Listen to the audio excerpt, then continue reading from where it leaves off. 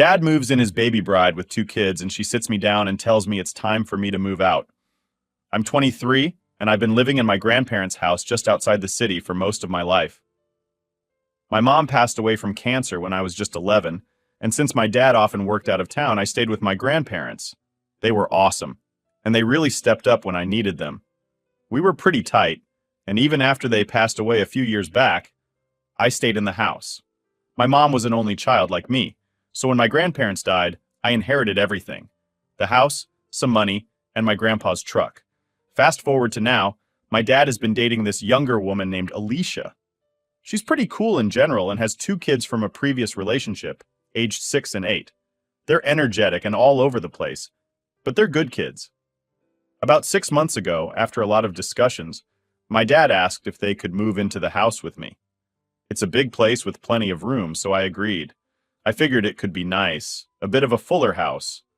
Everything was relatively smooth until Alicia got pregnant. Then things started to change. My dad proposed, which was no surprise. They seem really in love. But suddenly, Alicia started dropping hints and then directly telling me that I should start thinking about moving out because they would need my room for the new baby. She also mentioned wanting her mom to move in to help with the upcoming baby and her kids. Now here's the kicker. Alicia didn't know that the house actually belongs to me. My dad hadn't mentioned it to her, and it seemed like he was avoiding the subject. It all blew up when Alicia suggested I move into her apartment in the city. She said she'd give me a good deal on rent while I finished my education. The situation got even more heated one weekend when my dad was home. Alicia was talking about nursery colors, and then directly said I should start packing. That's when I had enough and told her the house was mine, handed down from my grandparents, and I wasn't going anywhere. You should have seen her face. It was a mix of shock and disbelief. I suggested that maybe my dad could use some of his savings to buy a new place for their expanding family. After all, he had a decent amount set aside, and they could sell her apartment to help with the down payment. Alicia got really upset at this suggestion. She accused me of trying to push them out and ruin her plans of building equity in the apartment she owned. Things got even messier. My dad tried to mediate but ended up making things worse by suggesting maybe it was time for me to be independent. I couldn't believe it. Him siding with her over his own daughter? This led to a huge argument where I reminded him of everything our family had been through and how much the house meant to me as a connection to our past. Alicia now sees me as the villain, trying to disrupt their family plans. She's been cold and distant since, and her kids, who used to hang out with me, are now kept away. My dad is caught in the middle, trying to keep everyone happy, but it's just not working. This whole ordeal has left me stressed and a bit isolated in my own home. It's weird to feel like an outsider where you grew up. I'm trying to figure out how to handle this without causing a permanent rift, but it's tough. I feel like I'm standing on a crumbling bridge trying to hold it together. Thanks for listening, and if anyone has been in a similar situation or has any advice, it would be great to hear it. This is way more drama than I ever wanted. Am I the idiot? Now for the top comments before the update. Well, too bad. Don't get with a woman so much younger than you. If you're not ready to pick up the tab for your future children and such, because you want to save for your retirement. Overall, it seems like his new baby's mama thought he was older and wealthy, so she could get more out of him. But this whole thing fell flat when she noticed that he didn't own the house and the gall to kick you out, but then offer her old living arrangements at a discount. Nope, you are not the idiot Opie. Oh boy, it looks like your dad has picked a real sweetheart. Even not knowing the house was yours, trying to get you to move out to make way for her baby, presumably without talking to your dad first, is an idiot. Move for sure. So I was wanting him to buy a house but not be willing to sell her place to contribute. And if he doesn't have the nerve to stand up to her as he does it, it sounds like he's in for a treat. None of that is your problem, of course. Your dad is an adult responsible for his own decisions. You didn't kick them out to the streets with no options. Look at it this way. She wanted a place without you in it, and now she can have one. Problem solved. They can make some sacrifices and have a comfortable living situation. Your stepmother and your father are trying to push you out of your own house where you've allowed them and the children to live rent-free. Talk to an attorney immediately. Getting rid of them legally may be much harder than you realize. In many jurisdictions, a visitor can become a legal tenant regardless of whether they pay you any rent in a month or even less. Update 1. Hey everyone, I never expected things to escalate to this point, but here I am with another shocking update. After the tense showdown about the house, I thought things might settle down, but they've only gotten more intense. Shortly after the argument where I revealed that the house belonged to me, Alicia and my dad had a massive blowout fight. Apparently, Alicia was furious that my dad had never told her the truth about the house. She felt blindsided and betrayed, believing that my dad had kept this from her intentionally. Their relationship hit a rough patch and tensions were running high in the house. Alicia's frustration boiled over one evening when she cornered me in the kitchen. She started yelling about how unfair it was that she and her kids had to live in someone else's house, and how my dad had led her to believe they were building a life together in a home that was supposed to be theirs. I stood my ground, reminding her that it was my grandparents' house, and I wasn't going to be forced out. The next day, my dad confronted me. He was visibly stressed and tired, caught between his new family and his daughter. He begged me to reconsider moving out, saying it would make things easier for everyone. I was shocked and hurt, feeling completely abandoned by him. I told him that this house was my home and my last connection to my mom and grandparents, and I wasn't going to leave. My dad's reaction was something I never expected. He blamed me for the turmoil in his relationship with Alicia. He said that if I hadn't been so stubborn and had just agreed to move out, none of this would be happening. It was a punch to the gut, and I couldn't believe he was turning on me like this. Feeling overwhelmed, I decided to seek legal advice to protect my interests. I consulted with a family lawyer who assured me that as the legal owner of the house, I had every right to stay and make decisions about who lived there. This gave me some peace of mind, but the situation at home remained tense. Then, the final bombshell dropped. Alicia packed up her things and took her kids to stay with her mother. She left a note saying she couldn't live in a house where she wasn't welcome, and that my dad needed to choose between his daughter and his new family. My dad was devastated and blamed me even more, claiming that I had driven Alicia and her kids away. In a last-ditch effort to fix things, my dad suggested that we sell the house and split the money. He said it was the only way to start fresh and make things right with Alicia. I was floored. Selling the house meant losing the last piece of my grandparents' legacy and the place that held so many memories. I refused, stating clearly that I wasn't going to sell the house. My dad, now desperate and feeling cornered, lashed out and said if I didn't sell, he would cut ties with me and move in with Alicia and her mother. He accused me of being selfish and ruining his life. At this point, I realized that my dad was making his choice, and it wasn't me. I told him that if he wanted to leave, he was free to do so, but I wouldn't be manipulated into selling my home. True to his word, my dad packed his bags and left that evening, moving in with Alicia. The house feels emptier now, but at least it's my space again. The emotional toll has been immense, and while I feel a deep sadness over the loss of my relationship with my dad, I also feel a sense of relief that the constant tension is gone. My great uncle has been a great support through all this, offering both emotional and practical help. I'm focusing on my studies and trying to rebuild my life without the toxic environment my dad and Alicia created. It's hard, but I know I made the right choice for myself and for the memory of my grandparents. Thank you all for your continued support and advice. Your words have been a great source of strength during these turbulent times. I hope my story serves as a reminder that standing up for yourself and protecting your peace is sometimes the hardest but most necessary thing to do. Here's to a future built on strength, resilience, and the courage to stand firm in the face of adversity. Update 2. Hey everyone! Just when I thought things couldn't get more intense, my dad came back into the picture with an even more shocking demand. The past few weeks have been a roller coaster, but this latest twist has left me completely stunned. After Alicia moved out with her kids and my dad went to live with them at her mother's place, I thought the situation was finally settling down. The house was quiet, and I could focus on my studies and rebuilding my life. But last week, my dad showed up unexpectedly. He looked worn out and desperate, clearly feeling the strain of his new living situation. He asked if we could talk, and despite everything, I agreed. We sat down in the living room, the air thick with tension. My dad started by apologizing for how things had turned out, saying he never wanted our relationship to deteriorate like this. He then dropped the bombshell. He wanted to know if Alicia and her kids could move back into the house. He claimed that living at her mother's place was too cramped and stressful, and they needed more space, especially with the baby on the way. I couldn't believe what I was hearing. After everything that had happened, the lies, the manipulation, the betrayal, he was asking me to let them move back in. I took a deep breath and calmly told him no. I explained that I needed a stable and peaceful environment, and their presence would only bring more chaos and conflict. My dad's demeanor changed instantly. He became angry and defensive, accusing me of being unforgiving and selfish. He said I was putting my own needs above the family, and that I was ruining his chance at happiness. I stood my ground, reiterating that the house was mine and I had every right to decide who lived there. Then came the ultimatum. My dad, in a moment of sheer desperation and anger, threatened to disown me if I didn't let Alicia and her kids move back in. He said that if I couldn't support him and his new family, then he wanted nothing more to do with me. He demanded that I choose. Either I allow them back into the house, or he would cut me out of his life for good. The weight of his words hit me hard. I felt a mix of anger, sadness, and disbelief. But I knew I couldn't let myself be bullied or manipulated into making a decision that went against my well-being. I told him that I was sorry he felt that way, but my answer was still no. I wasn't going to sacrifice my peace and the legacy of my grandparents for his demands. My dad looked at me with a mix of shock and rage, then turned and walked out of the house.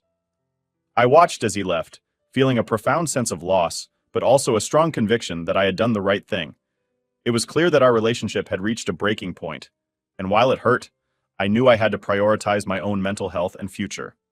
In the days that followed, I've received a few hostile messages from Alicia, accusing me of being heartless and cruel. But I've also had an outpouring of support from my great-uncle, friends, and even some relatives who now understand the full extent of what's been happening. It's been incredibly tough, but I'm focusing on my studies and the future I'm building for myself. This house is my sanctuary, and I'm determined to honor my grandparents' memory by living a life they would be proud of. Thank you all for your unwavering support and encouragement. Your words have been a lifeline during these trying times. I hope my story serves as a reminder that it's okay to set boundaries and stand up for yourself, even when faced with difficult choices and family pressures. Here's to moving forward with strength, resilience, and the courage to protect our peace and well-being. Update 3. Hey everyone, I can hardly believe I'm writing another update, but life keeps throwing these curveballs my way. This time, the situation has taken an even more shocking turn. A few days ago, I received an urgent message from my dad. Alicia had given birth to my half-brother. The news was bittersweet. On one hand, I was happy for the new addition to the family, but on the other hand, I couldn't ignore the tension and unresolved issues that lingered between us. Shortly after the birth, Alicia reached out to me directly. She was emotional and seemed desperate. She said that their current living situation was unbearable, especially with a newborn. She emphasized that my dad's constant commuting was exhausting and unsustainable. Her main point, however, was that their newborn son needed a quiet, stable environment away from the chaos of the city. She proposed that they move back into the house with me. This time she assured me that she understood my feelings and promised that things would be different. She even said I could stay in the house and that they would respect my space. She painted a picture of a harmonious household where we could all coexist for the sake of the baby. I was torn. The idea of having my half-brother around was appealing, but I couldn't forget the manipulation and drama they had brought into my life before. I needed time to think, so I asked Alicia to give me a day to consider her request. That evening, I spoke with my great-uncle. He reminded me of the importance of protecting my peace and well-being, and urged me to think carefully about my decision. After a lot of soul-searching, I realized that allowing them back into the house could potentially bring back all the tension and conflict that I had worked so hard to move past. The next day, I called Alicia and my dad. I explained my concerns and why I couldn't let them move back in. I told them that while I cared about my half-brother and wanted the best for him, the history of manipulation and emotional turmoil they had caused made it impossible for me to welcome them back into my home. My dad exploded with anger, accusing me of being selfish and heartless. He said that I was punishing them for past mistakes and that I was denying my half-brother a better life. Alicia, although more composed, was clearly disappointed and tried to guilt-trip me by saying I was depriving the baby of a peaceful upbringing. Despite their emotional appeals, I stood my ground. I reiterated that my decision was final and that I couldn't sacrifice my mental health and stability for them.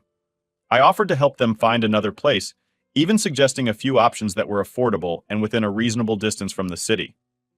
My dad's reaction was predictably harsh. He reiterated his threat to disown me and said I would regret my decision. Alicia, on the other hand, seemed to accept my refusal with a heavy heart, but she made it clear that she believed I was making a huge mistake. Since then, I've focused on maintaining my own peace and continuing with my studies. The emotional weight of my decision has been heavy, but I know it was the right choice for me. I've also sought support from friends who have been incredibly understanding and supportive. Life has been a whirlwind of emotions, but I'm learning to navigate these challenges with resilience and strength. This house is not just a building, it's a sanctuary that represents my journey, my growth, and my commitment to a better future. Thank you all for your continued support and encouragement. Your words have been a source of strength for me during these tumultuous times. I hope my story continues to inspire others to stand firm in their convictions and prioritize their well-being, even in the face of difficult family dynamics. Here's to moving forward with courage, resilience, and the unwavering belief that we deserve to live in peace and harmony. Update 4. Hey everyone, I never thought I'd have another twist to share, but here we are. Just when I thought things couldn't get any more shocking, life decided to throw another bombshell my way. This update is something I never saw coming. A few weeks after I turned down my dad and Alicia's request to move back into my house, I got a call from my dad. He sounded more distressed than I had ever heard him. He asked if we could meet in person to talk about something important. Despite everything that had happened, I agreed. We met at a quiet cafe, and what he told me left me absolutely stunned. My dad revealed that he and Alicia were getting a divorce. Apparently, Alicia had been taking advantage of him financially all along. She had pressured him into spending a significant amount of his savings on her lifestyle and her kids, all while planning to leave him once she had drained him dry. The final straw came when my dad discovered that Alicia had been siphoning money from his accounts and was planning to flee with her kids and the new baby.